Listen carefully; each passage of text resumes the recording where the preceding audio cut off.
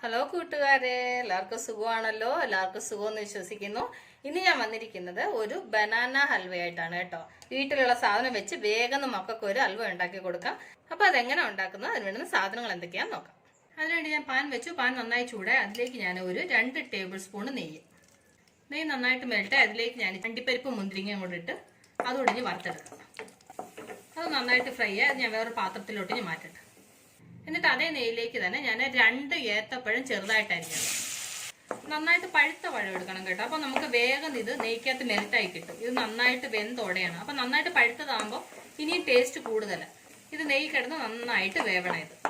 ഇതിലേക്ക് ഒരു 1/2 കപ്പ് പഞ്ചസാര. നിങ്ങൾക്ക് പഞ്ചസാര നിങ്ങളുടെ മധുരത്തിനനുസരിച്ച് ചേർക്കാം കേട്ടോ. ഞാൻ 1 കപ്പ് പഴം അരിഞ്ഞതിന് ഞാൻ 1/2 കപ്പ് പഞ്ചസാര എടുത്തിട്ടുണ്ട്. ഇനി പഞ്ചസാരയും ഈ പഴവും കൂടെ നന്നായിട്ട് മെൽറ്റായി നന്നായിട്ട് മിക്സ് ആവും. നിങ്ങൾക്ക് പഞ്ചസാര താല്പര്യം ഇല്ലെന്നുണ്ടെങ്കിൽ ശർക്കര ഒന്ന് ജസ്റ്റ് പാനിയാക്കിയിട്ട്, ജസ്റ്റ് ഒരുപാട് വെള്ളം ആക്കണ്ട, കുറച്ച് വെള്ളം വെച്ചിട്ട് ഒന്ന് ശർക്കര പാനിയാക്കി എന്ന് പറഞ്ഞാൽ അതിനകത്ത് കല്ലോ മണ്ണോ അങ്ങനെ എന്തെങ്കിലും ഉണ്ടെന്നുണ്ടെങ്കിൽ അത് അരിച്ചൊഴിക്കാൻ വേണ്ടിയിട്ടാണ്. അല്ലാത്ത നല്ല ശർക്കരയാണ്, അതിനകത്ത് മണ്ണൊന്നും ഇല്ലാത്തതെന്ന് വെച്ചാൽ അങ്ങനെ ചീകിയിട്ട് ഇതിൻ്റെ കൂടെ ചേർത്താൽ മതി ശർക്കര. വീട്ടിൽ ഏത്തപ്പഴം ഉണ്ടെന്നുണ്ടെങ്കിൽ പെട്ടെന്ന് മക്കൾക്ക് ഉണ്ടാക്കി കൊടുക്കാൻ പറ്റുന്ന ഒരു റെസിപ്പിയായി.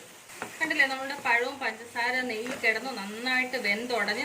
ഇനി നമുക്ക് ഇതിലേക്ക് ഞാൻ 1/4 കപ്പ് തേങ്ങ ചിരികിയത്, ഉണങ്ങിയ തേങ്ങ എടുക്കണ്ട, പച്ച തേങ്ങ എടുക്കണ്ട. അല്ലെന്നുണ്ടെങ്കിൽ കൊപ്ര ഉണ്ടെന്നുണ്ടെങ്കിൽ അത് ചീകിയിട്ടാലും മതി. അപ്പൊ അതുകൂടി ഇതിന്റെ കൂടെ കിടന്ന് ഒന്ന് ഫ്രൈ ആവും. കണ്ടില്ലേ, അപ്പം നമ്മളുടെ ബനാന ഹൽവ റെഡി ആയിട്ടുണ്ട്. നമ്മുടെ പാനിൽ നിന്ന് എല്ലാം ഫുള്ള് നന്നായിട്ട് വിട്ട് വന്ന് നന്നായിട്ട് ഡ്രൈ ആയിട്ടുണ്ട്. ഇനി നമുക്ക് ഇതിലേക്ക് വറുത്ത് വെച്ചിരുന്ന അണ്ടിപ്പരിപ്പ് മുന്തിരിങ്ങയും ചേർത്ത് കൊടുക്കാം. അതിലേക്ക് ഒരു 1/2 ടീസ്പൂൺ ഏലക്കാപ്പൊടി. എന്നിട്ട് അതും കൂടി ഇതിന്റെ കൂടെ നന്നായിട്ട് മിക്സ് ചെയ്യും. അപ്പൊ നമ്മളുടെ ബനാന ഹൽവ റെഡി ആയിട്ടുണ്ട്. ഞാൻ സ്റ്റൗ ഓഫ് ചെയ്യാണ്. അപ്പൊ എന്റെ കൂട്ടുകാർക്ക് എന്റെ ഈ ബനാന ഹൽവ ഇഷ്ടപ്പെട്ടുകയാണെന്ന് വിശ്വസിക്കുന്നു. അപ്പൊ എന്റെ കൂട്ടുകാരെല്ലാവരും ട്രൈ ചെയ്യണം കേട്ടോ. നിങ്ങൾക്ക് ട്രൈ ചെയ്ത് നിങ്ങൾക്ക് ഇഷ്ടപ്പെട്ടാൽ നിങ്ങളുടെ ഫ്രണ്ട്സിന് ഷെയർ ചെയ്യണം, ലൈക്ക് ചെയ്യണം, വാല്യുബിൾ കമന്റ്സ് ചെയ്യണം. അതുപോലെ തന്നെ എന്റെ കൂട്ടുകാർ ആദ്യമായിട്ടാണ് എന്റെ ചാനൽ വീഡിയോ കാണുന്നതെന്നുണ്ടെങ്കിൽ പ്ലീസ് എല്ലാവരും എന്റെ ചാനൽ സബ്സ്ക്രൈബ് ചെയ്യണം കേട്ടോ. സബ്സ്ക്രൈബ് ചെയ്യണം. അതുപോലെ ബെല്ലൈക്കൻ പ്രസ് ചെയ്തിട്ട് ഉളന്നു കൊടുത്താൽ ഞാൻ ഡെയിലി ഇടുന്ന വീഡിയോയുടെ നോട്ടിഫിക്കേഷൻ കിട്ടത്തുള്ളൂ. അപ്പൊ നാളെ നമ്മൾ പുതിയൊരു വീഡിയോയുമായിട്ട് പുതിയൊരു റെസിപ്പിയുമായിട്ട് വീണ്ടും കാണും വരെ ബൈ.